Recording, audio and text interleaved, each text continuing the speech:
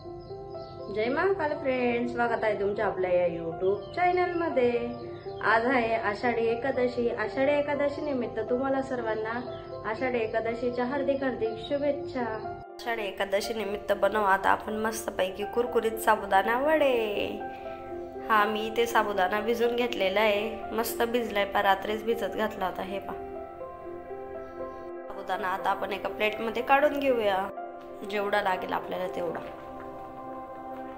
मी शिजलेले बटाटे घेतलेले, आता आपण हे मस्तपैकी हाताने जाबडधोबड असे चुरून घेऊया।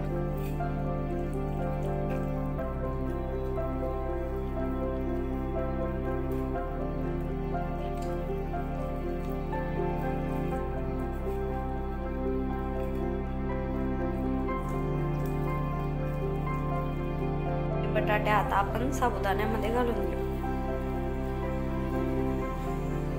इथे मी हिरवी मिरचीची पेस्ट करून घेतली, ती बी आपण याच्यात टाकून घेऊया।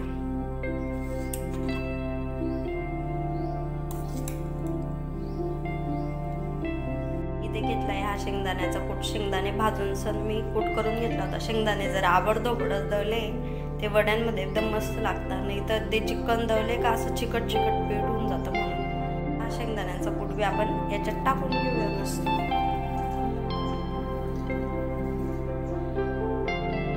आता आपण टाकून घेऊया चवीनुसार मीठ।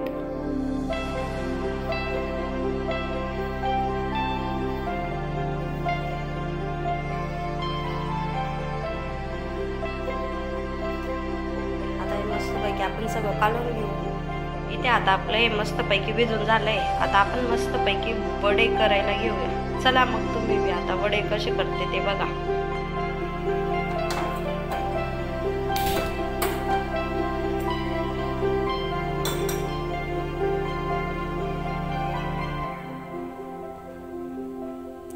कढईत आता आपण वडे तळायसाठी तेल घालू।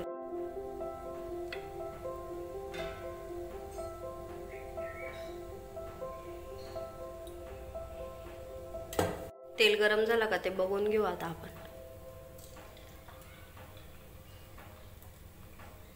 तेल बऱ्यापैकी गरम झालंय, आता आपण याच्यात वडे सोडूया। आता मी हाताला तेल आणि पाणी लावून घेते आणि मस्तपैकी हे वडे काढू।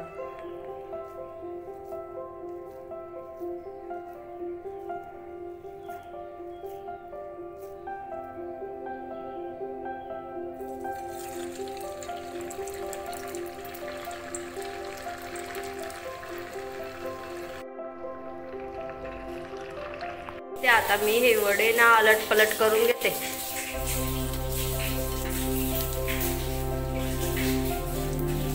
हे जे तेल टाकलं ना तेव्हा कढईमध्ये लाल होतं, तुम्हाला असं वाटत असेल की ती कढई उष्टी आहे, पण मी नाही, याच्यात अगोदर शेंगदाणे भाजून घेतले होते म्हणून ते लाल दिसत होते। आता हे वडे मस्तपैकी लालसर झालेले, आता मी हे वडे काढून घेते। हे वडे आता मी काढून घेते।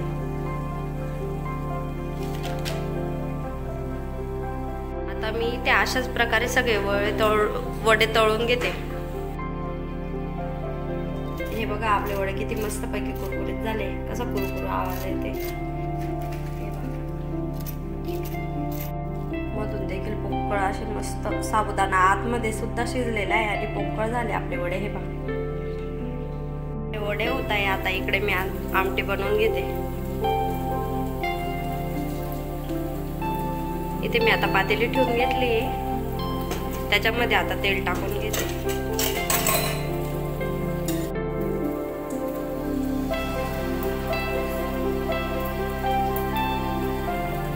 याच्यात आता जिरं टाकून घेऊ। मिरची आणि दही मिक्सर मध्ये फिरवून घेतलेलं आहे, आता हे आपण जिरं तडतडलंय त्याच्यात टाकून घेऊ।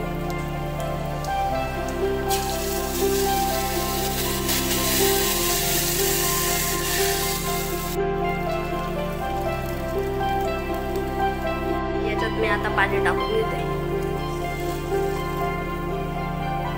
याच्यात आता चवीनुसार मीठ टाकून घेते। आमच्या घरी आमटी सगळ्यांना गोड आंबट आवडते, त्यामुळे आपण आता याच्यामध्ये साखर टाकून घेऊ। इथे आपले साबुदाण्याचे वडे व आमटी तयार आहे। आता तुम्ही बी या फराळासाठी चला।